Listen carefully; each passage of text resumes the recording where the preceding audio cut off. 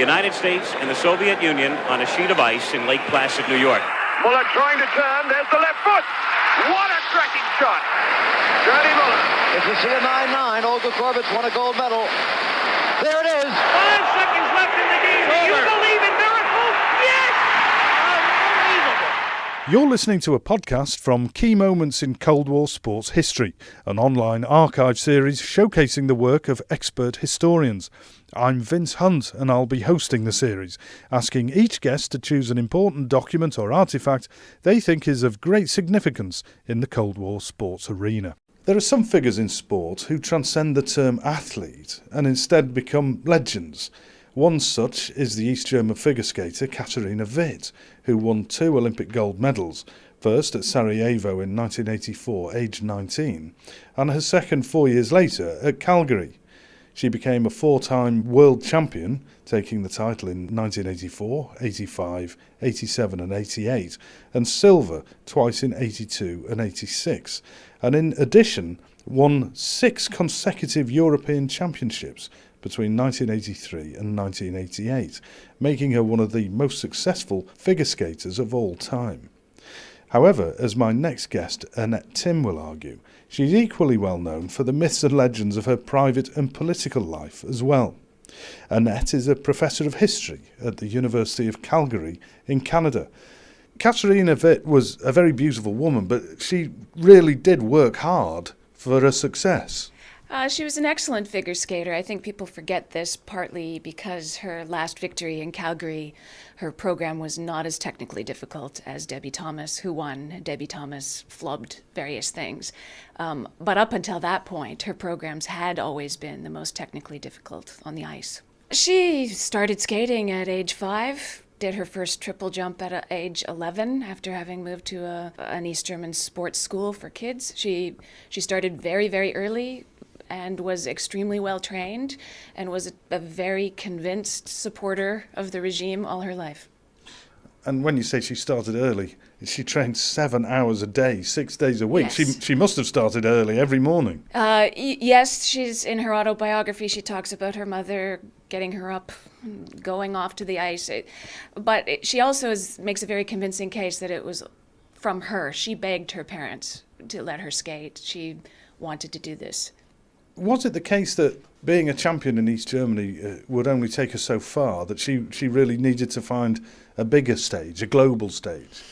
Well, yes. I mean, she made a deal with the party leadership before Calgary that if she won a second gold medal, she would be allowed to go to holiday on ice, which was really the first time an East German athlete was allowed to receive money from the West. So, sure, I mean, that victory was not just another gold medal. That was her ticket to stay in East German, which she always wanted to. She had no interest in defecting, as far as we can tell, but make money in the West, most of which the SED, the Communist Party, kept. But that's astonishing, isn't it, to be cutting deals with the political leadership so that you can take part in an ice show? It's amazing and a great idea, really. Yeah, well, this is really what she wanted to do. She was a performer. She wanted to continue performing on the world stage. So if she hadn't been able to do that, she would have become a coach or something. She would have gone back to East Germany. Her options were to cut the deal or defect. She had a reasonable amount of profile by that point. She had some power. When you say profile, I mean, she certainly did have profile because she was extraordinarily good looking and she played to her strengths.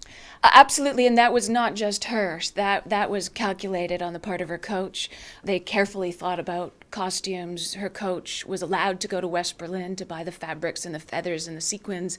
And in fact, they talked about that. We have to do more. We need more feathers. We need more sequins. We have to keep up with the glitz of the Americans. We have to compete with the Americans and the Canadians in terms of looks. So she is physically attractive, but there was a conscious effort to highlight her best features. She did run into trouble sometimes, didn't she? She maybe went a little too far in some cases. Yes, there is one case where she had what we now call a costume failure. And in the European Championships in Hungary in '88, so just before the Winter Olympics in Calgary, she wore a dress for the short program that was considered to be cut far too highly up on her hips, and that same costume for Calgary was modified with an extra few feathers to sort of cover it up. And after that, the Katarina rule was instituted that skaters had to have their posteriors covered. So she's some kind of Lady Gaga or Madonna of the ice skating world. She was certainly pushing those boundaries, and very consciously so, and it was part of a whole program on the part of the East Germans to highlight those things. But it's a funny world, isn't it, figure skating, because it is part show business, part athleticism. I think this is still today true. I think she also very consciously worked on the presentation of her program, that it was supposed to be fluid and more like a dancer. She was, by the time she won in Calgary, older than many of the other skaters, less the pixie, more the woman. But those two things are inseparable in skating, the artistry and the athletic performance. So I don't think that she did this in any particularly unusual way. She just was very consciously projecting her femininity in a way that some of the other skaters weren't. And how was that received? Because how is a beautiful ice princess, if you like, I know we'll come to that, she challenged those perceptions, but how is this beautiful, athletic, fantastically successful ice skater received by the writers of the world's press? Oh, they were effusive about her. They talked about her as the greatest weapon of her regime, right? And not a very good enemy of capitalism because she was too beautiful. I think it was a bit overblown, frankly. I think she's attractive, but on one level, I think she got that attention as an East German skater. She very consciously played on that. She knew, and the sports officials knew, that the image of East German athletes had been dominated by swimmers who we now know were taking steroids and things. And she was asked once, for instance, had she ever been given steroids? This was after the fall of the wall. And she said, well, if I did, they clearly had the opposite effect on me. She's good, isn't she? Yeah, no, I mean, she absolutely knew what that was about, and it was conscious. In Calgary, the SED was selling pictures of her to Time magazine and German news magazines. They knew what they were selling, and they were literally earning profits from her. She felt no shame about this, as any North American or other European skaters wouldn't have. They all attempted to somehow catch in on their fame later. So the main difference was that she kept her allegiance to East Germany until its demise. One final point on this, no doubt middle-aged male writers writing about this beautiful woman skating in front of the athletic body, barely covered. Yeah. Time magazine called her the most beautiful face of socialism. Well, that won't have hurt the public profile, will it? Yes, and I confess that I looked hard for the precise origin of that term. I couldn't find it in Time magazine. I suspect it is in there somewhere. I think the thing is, it was constantly repeated. The press, every press outlet used that phrase to describe her. So it really made her this symbol that represented her state and somehow contrasted with the grayness of East Germany.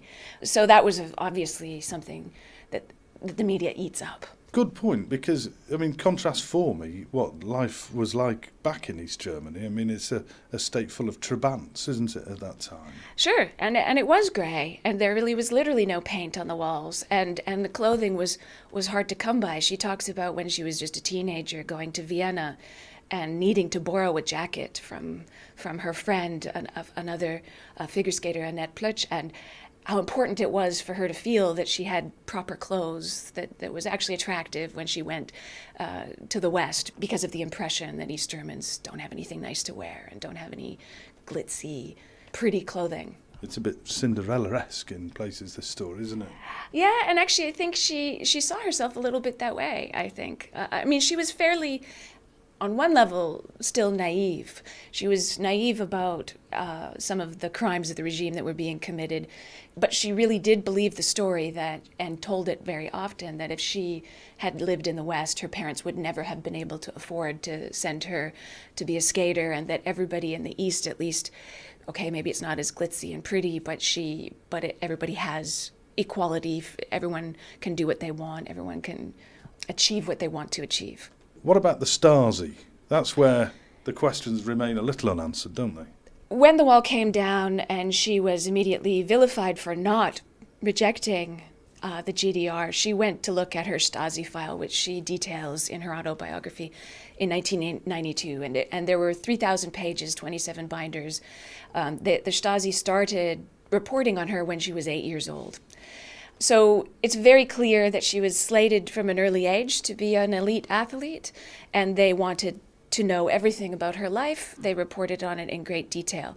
When she started traveling abroad, every time she came back, there were long discussions with the Stasi. So she had a close and almost personal relationship with her Stasi agents.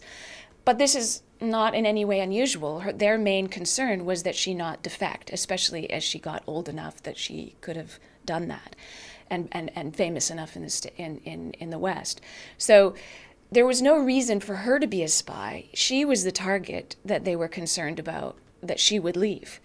She gave them everything they wanted, and they gave her some perks, but not massive perks, really. She got a Volkswagen Golf. She got a Lada first, and then a Volkswagen Golf. She got cheap rent in a little house outside Berlin and an apartment that was furnished for her. Compared to what she could have earned in the West, this was a very small reward, I would argue. The main reward that she got was to be able to leave and to travel, and she didn't want to give that up, but also had no apparent inclination to defect to the West. So in that sense, it was a cozy relationship with the Stasi, and she certainly was a beneficiary of the regime, which is why only some of her Stasi file in those cases where she's benefiting is released publicly. The rest of it is private. There's no indication that she spied on anyone else. And had she defected at the height of her popularity, how big a deal would that have been? It would have been a massive deal for the SED, for the communist regime. She was, in the West, the most beloved and famous athlete of the country. She was the glamour girl of the GDR. She's really the only GDR sports superstar in an international sense. So that would have been a massive black mark. She wasn't as loved by the time she won her second gold medal. She wasn't as loved by the population in the GDR. There were resentments against her that she could travel, that she was this glamour girl. How could she be allowed to go to Holiday on Ice and perform and be this professional person in the West? So it's interesting to think what would have happened. This is 88. The wall came down in 89. What would have happened to her popularity had it kept going? So she was booed off the stage when she introduced Bryan Adams at a concert in East Berlin. She had met him in Canada, and the people in the audience were resentful that she'd had that ability. So I think that her popularity would have suffered in the years after that. It would have been difficult for her it would have been more and more difficult for the regime to say she's just like us, she's just one of us. And I think that became pretty clear in 88 when she was booed off the stage at the Bryan Adams concert.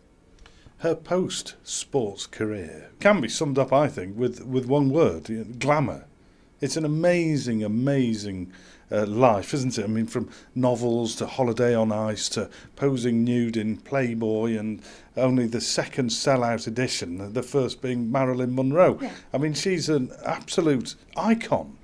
Yeah, and I mean, you could see it that way. I think that she has gone from one thing to the other. She didn't make one career. She's made a career of being famous, basically. So she's on many talk shows still in Germany. She led the effort to get the Munich Olympics. Whenever you need the glamour girl, she's willing to do these kinds of things, TV shows, Stars on Ice kind of things.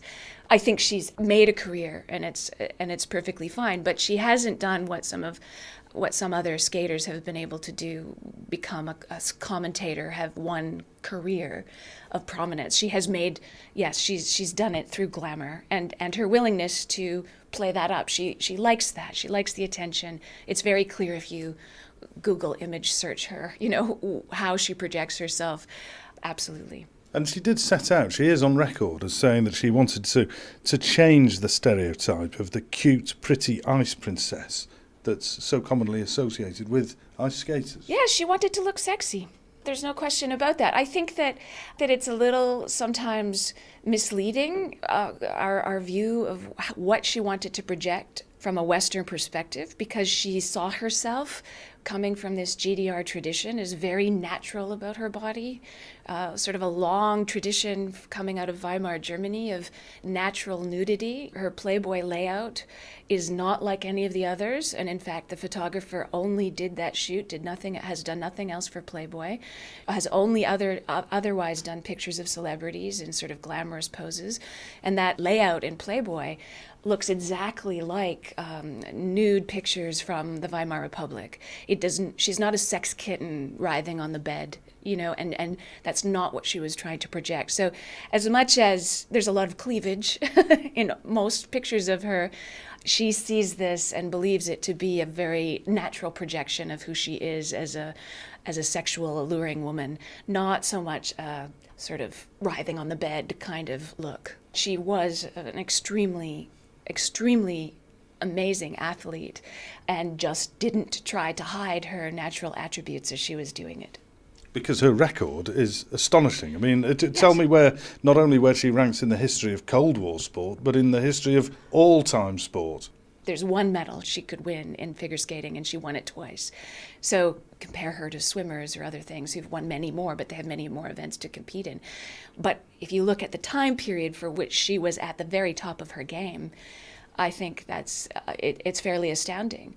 So it's interesting that some of the research that I read about her actually made the case that, she won these medals on her sex appeal, which I think was an astounding diminution of her athletic achievement, and quite fascinating if we think about the history of how women in sport are portrayed.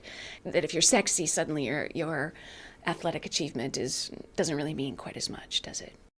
You've been listening to a podcast from the series Key Moments in Cold War Sports History, a project bringing together experts from around the world and hosted here on the Wilson Centre's online digital archive at digitalarchive.org.